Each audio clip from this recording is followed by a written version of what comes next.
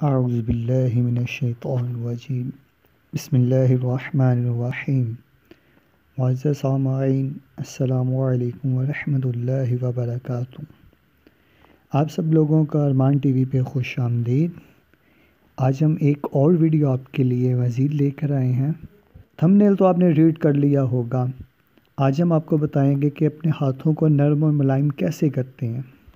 अगर आपने हमारे चैनल को सब्सक्राइब नहीं किया तो चैनल को सब्सक्राइब कर दें और घंटी के बेल को प्रेस कर दें ताकि हमारी नई आने वाली वीडियो सबसे पहले आपको मिले।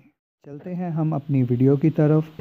जैतून का तेल, टमाटर के टुकड़े, ग्लिसरीन और नींबू का रस, इन चारों चीज़ों को बराबर लेकर रात को सोने से पहले हाथों पर मलने से हाथ मुलायम और नरम हो जाते हैं और सर्दियों में इसका इस्तेमाल ज़्यादा मुफीद और ख़ूबसूरती का बायस है। अगर आपको हमारी ये वीडियो अच्छी लगे तो प्लीज़ इसको लाइक, कमेंट, शेयर ज़रूर कर दें। Thank you. अल्लाह हाफ़िज़।